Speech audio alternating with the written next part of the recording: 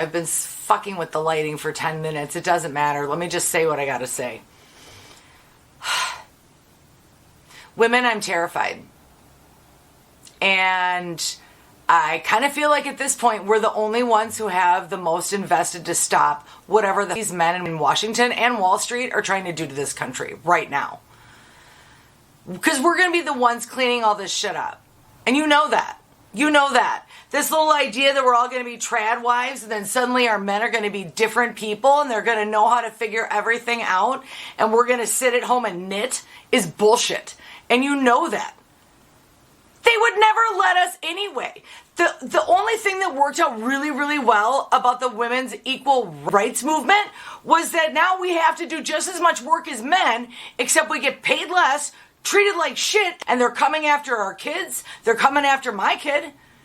God forbid you have a kid that's in a marginalized group at this point and you're a mother. Because now I got to fight other uppity moms telling me how to raise my kid. You know what? I kept my mouth shut since 2015 about the meanness of other women, especially. And not especially, only. I'm only talking to white women right now. Okay?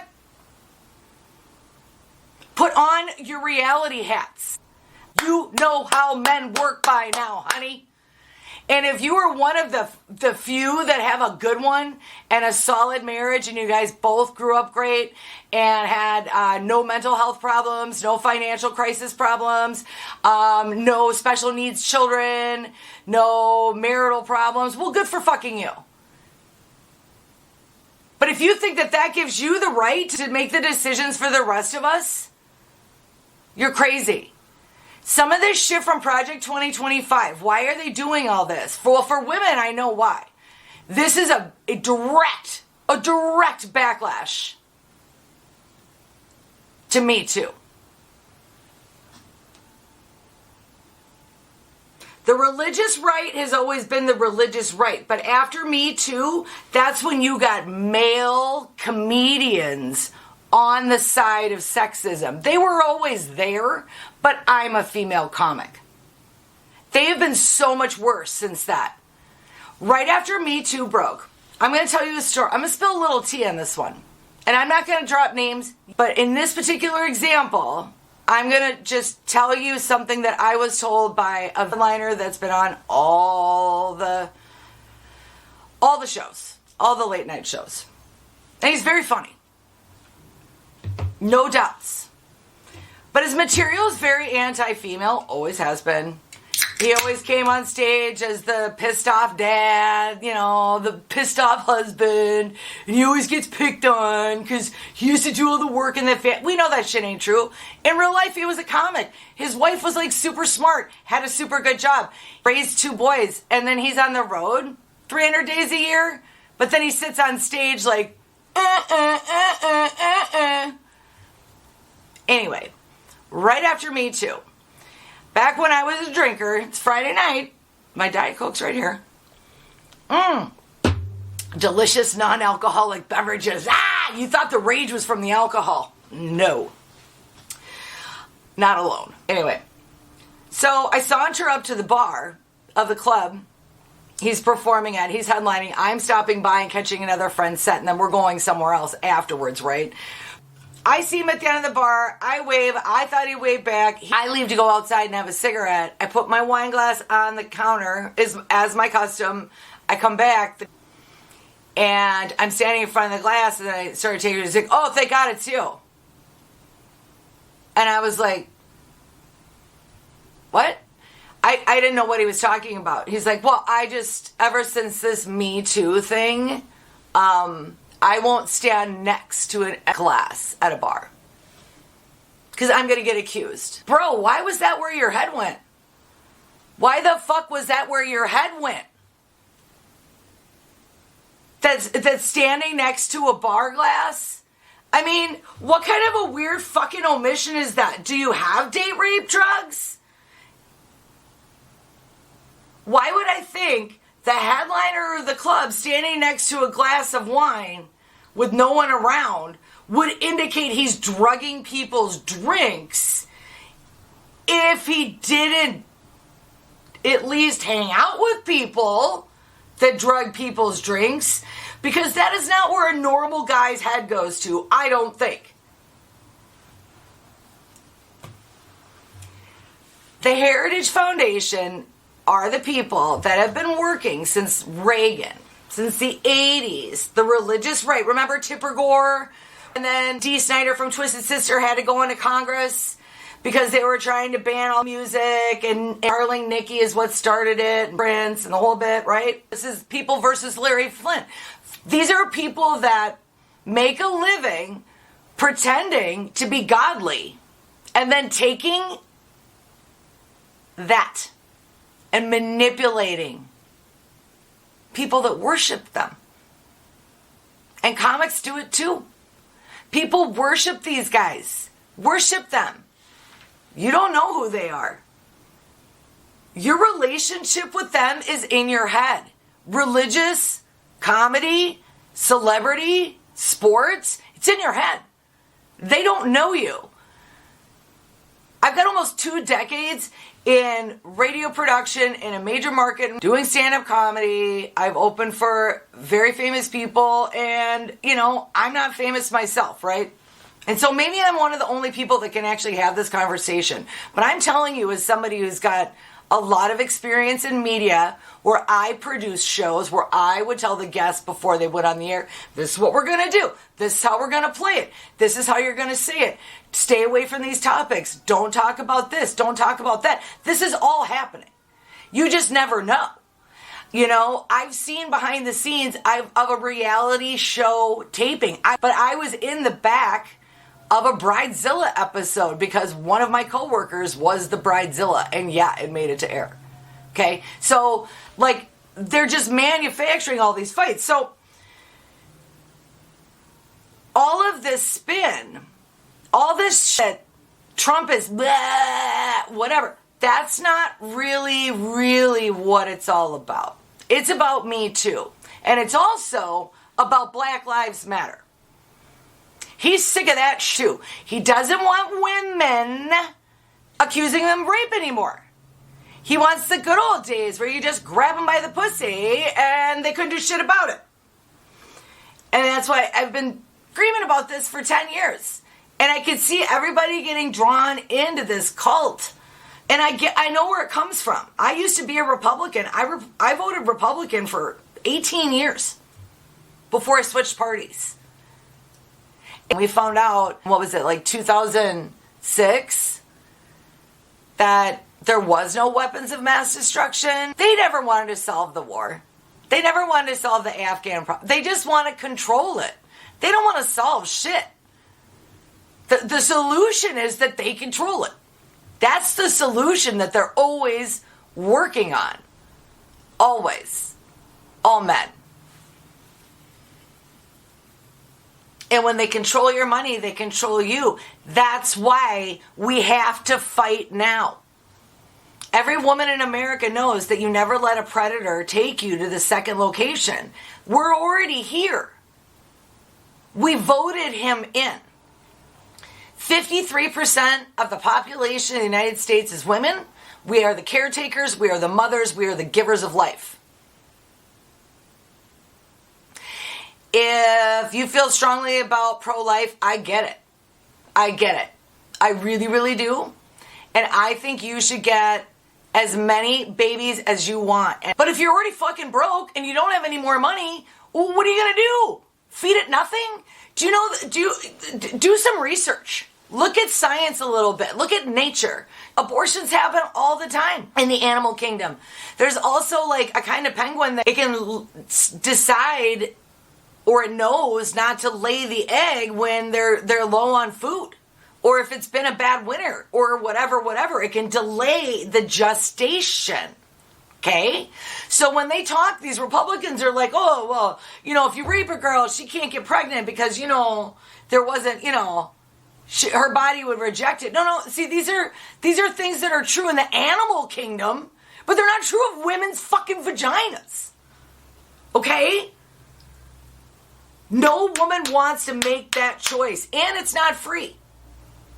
You don't get to just walk in. They're $500. If you're lucky, it's only $500. If you're lucky. And the reason why is because why did abortion even become legal, as controversial as it was? It's because the politicians finally realized women are going to have abortions either way, and all you're going to do is force them into back alley shit. The upstairs ward in Chicago, the hospital, it used to be called the septic ward or sepsis ward, I think, something like sepsis ward. They were all botched abortions, women that were almost dead. Women don't get rid of their babies because they can handle it and they just don't want to. That's very seldom the case. Now, I will say though, the caveat of when you're under 21 years old, I'm telling you right now, you might be emotionally ready. You might have the best relationship in the world with the guy that you've got. You can't financially do it. Because this is the other thing that never gets talked about. How much money do you lose as a woman by having a child? What are the intangible costs? Okay? So, women who have children before the age of 25, over their lifetime, make about $1 million less. Let that sink in. And that is lost time in the workforce. You know, if you finish school, great. But if you didn't, and the younger you start, the more that goes. And because the way that the capitalistic system operates in this country, there's this idea that if everybody's running towards a goal, right, you could take a break and then later on you can run faster and catch up to them. You can't. You literally cannot take a break in this society. You literally cannot stop.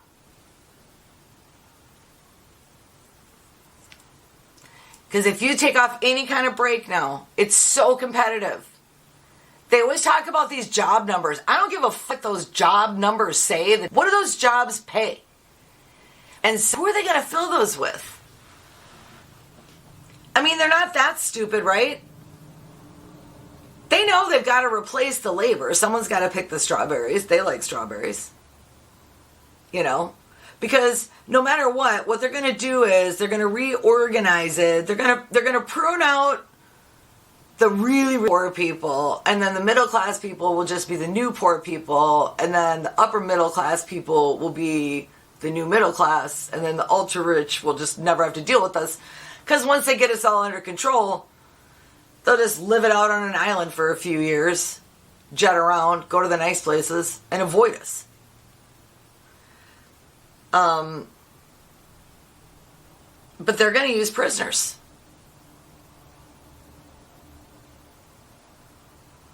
One of the things that is also behind all this, defense contracts, Elon Musk, Mark Zuckerberg, Bezos, all those technocrats, all those rich-ass Apple, all those rich-ass people you saw, those white men you saw, and I think one, and then the Chinese guy from TikTok, they're all defense contractors in a way, directly or indirectly. Musk very directly.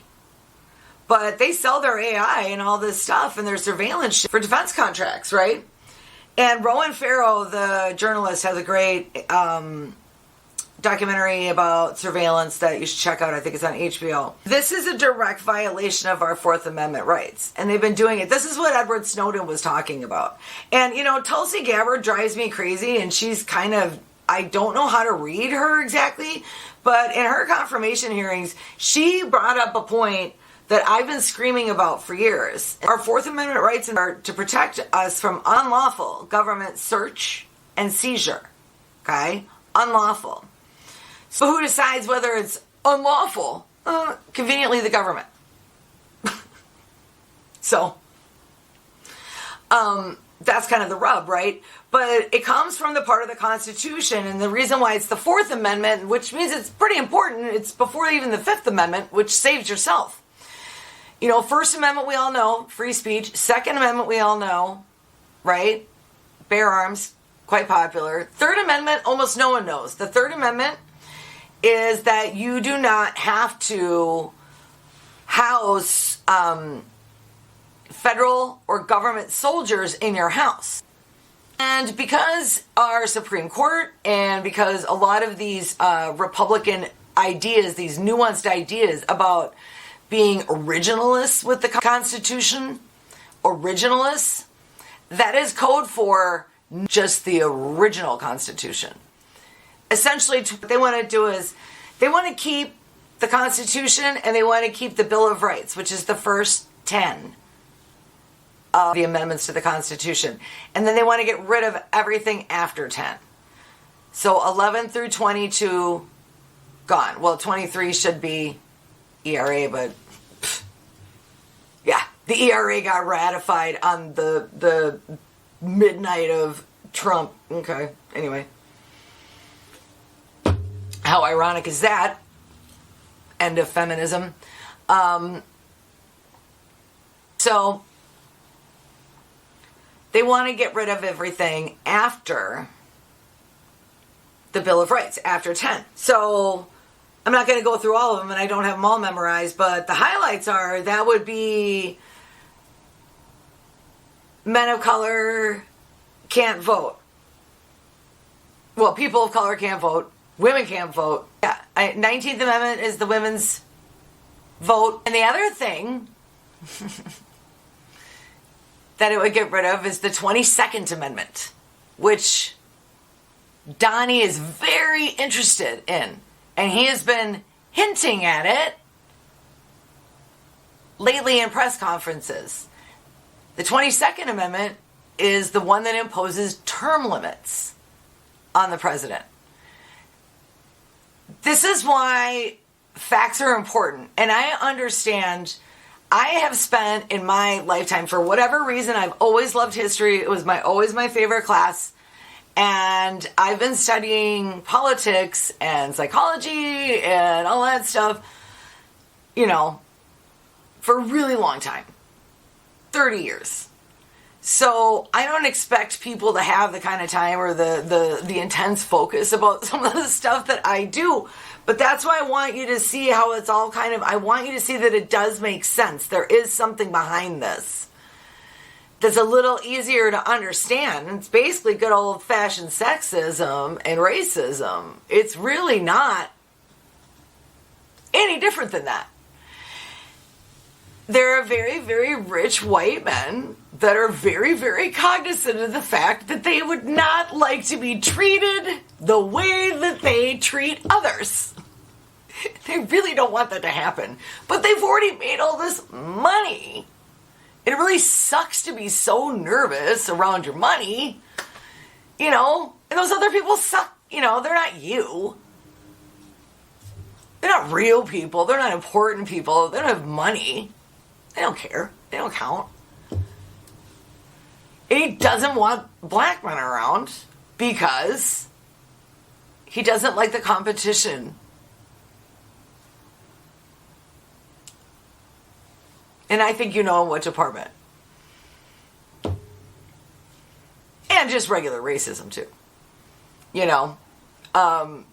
But women, we've got to come together and we've got to do better. And and this one's just straight from my Republican women. 50% of my friends, my girlfriends from high school and growing up around here in the Midwest, they support Trump. And I want to tell you, it really, really hurt. I had to end some of those relationships after the election, and they couldn't understand why. And I couldn't understand why they couldn't understand.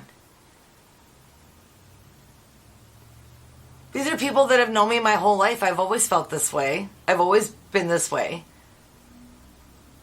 I stand up for women. I always have. And I've stood up for them. A lot. And then something like this happens. I mean, I started this earlier talking about comedy and stand-up, you know.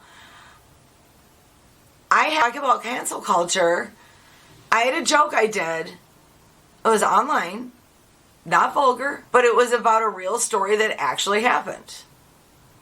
I was performing in front of a law enforcement group, and it was shortly after the George Floyd murder. And I was a little nervous, and when I opened up, I thought this line was kind of funny in the car, so I tried it out, and boy, did it not go well. But I'm in a room with all these cops, and they're just sitting there. They're not in uniform, and I was like, oh, I was gonna ask you guys if it would be cool if I filmed my set, but I figured, you're not really into people recording you right now. And I literally got one laugh, and it was the lady. It was the one lady. It was a detective. She was awesome, by the way. But I did this joke. I retold it in Minneapolis that I'd done this show and I said this joke and it didn't go well. And that was up online. So I was supposed to do a Valentine's show. So this is, actually it's like 1 year ago today, I think. This is the 7th of February. So it was about a year ago today that I got the call. And the owner of the place where I was performing in this small town in northern Minnesota was like, I think we're going to have to cancel your show. And I was like, why? I'm like, are people not buying tickets? Or he's like, oh no, we're almost sold out, but the lady who is friends with the chief of police's wife saw your set online and you have anti-police officer material. Bitch. My degree from college is in law enforcement. That's how I had the gig. That's why I was speaking to the sheriff's department in the first place. I've been doing stand-up shows and fundraisers for law enforcement agencies. Shit, I did the Drug Enforcement Task. I've done SWAT. Every year, at least one. I do one for at least one veteran cause or one law enforcement cause. In fact, one of my first gigs that I ever did featuring was, was at the Air Force Base. I love my country. But this shit's got to stop. These greedy little peckers. These pricks. We elect them. We pay the taxes. We're doing our best. And you're like, how can I get richer? Suck my dick. Why are you not in jail? But you know what? They couldn't jail him. Think of how that would have gone. See, the thing about January 6th is the Trump supporters, that they didn't care. They knew they lost, but they didn't care.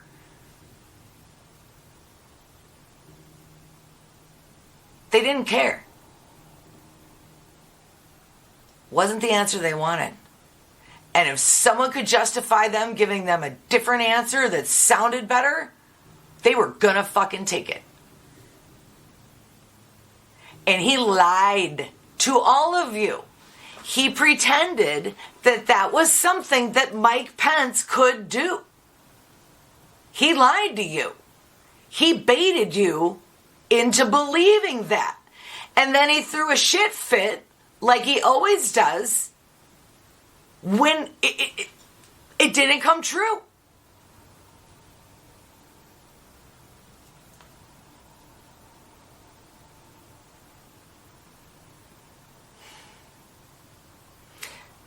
The people of this country have really good reason to be angry. I know I'm angry.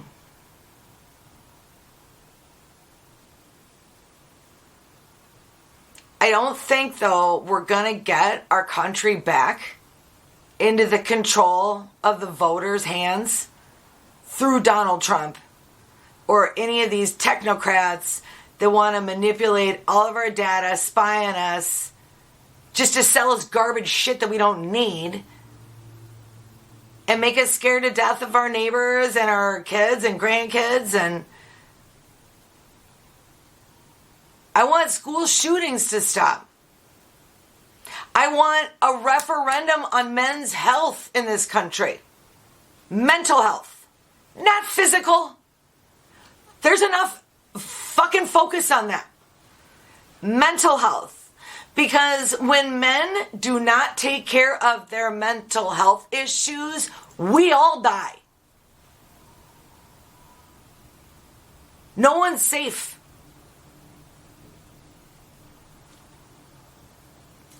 And when you hear those off chances of women getting violent, you know what's usually accompanied with that? She just hit her fucking breaking point. And then, of course, she's got to go to jail too. Because even though justifiable murder should be fine, we could definitely not let there be a message that it's okay to kill your husband. You know, this trad wife trend online and all that bullshit, that's fetish. That's a fetish for a thing that never happened.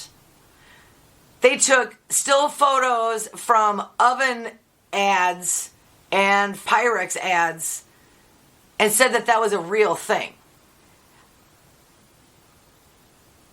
Look back at your grandma's pictures from that time. She doesn't have no shit like that. She didn't look like that. We've got to see beyond this stuff. And especially moms of liberty or liberty moms or whatever the fuck, whatever Phyllis Schlafly spinoff you guys are. I don't know if you've seen Mrs. America on Hulu, but it's about the ERA. And I encourage all women to see it because it is specifically, it's an even representation of both sides. The pro-abortion, anti-abortion, pro-women's rights, anti from the 70s.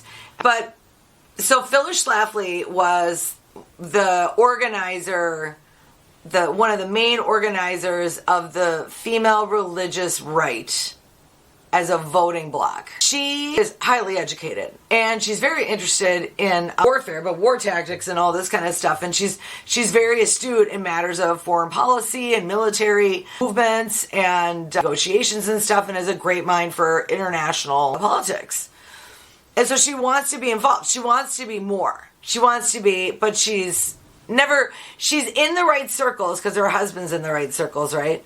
But she can never really get her in. And like she runs for offices and doesn't win. And, you know, she's just kind of like, And a friend of hers brings up the women's rights movement. And she found her cause. And she became a cause head, right? And she started sending out letters and doing organizers. And then all these women start doing pop-up versions of it in their state. And of course, then it's like, ooh, organizing all this and that. On the other side, the women's movement is trying to bring the ERA, the Equal Rights Amendment, to the floor. And that's, you know, I think people know this, but maybe they need a refresher on it. Feminism doesn't mean that women are more important. Feminism is the idea and the concept that all people are created equal. No one higher, no one lower. No hierarchy, right? As far as superiority. Now, of course, along your personal conduct and who you are as a person, hey, you can still be a bad person. We're not here saying everybody's a great person. We're just saying that it's up to you, and race and gender and skin tone and things like that, it shouldn't really matter, right? The American way is that if you're a good person, at least that's what I remember, if you were a good person and you worked hard, you got what you were supposed to do. But like, I feel like everybody forgot the good person part. It's just if you work hard. You know, you gotta be a good neighbor too. Anyway, so Phyllis Schlafly. So Schlafly is very successful. And so when back in the 70s, the women were trying to get the ERA ratified onto the Constitution. That was the last big push we've ever had for a constitutional reform, like I was talking about earlier with Project 2025, right? And Phyllis Schlafly wanted to be in that boys club. And when she gave Ronald Reagan, her list of all the women she put together in the religious right, and threw her weight behind his nomination, that pushed him over the finish line. And he promptly gave her nothing in his cabinet, like she had been kind of promised. So remember, girls, you may be in the room, but you're never gonna be in their club. The only girls in their club are the hooks that sign the NDAs, not the wives.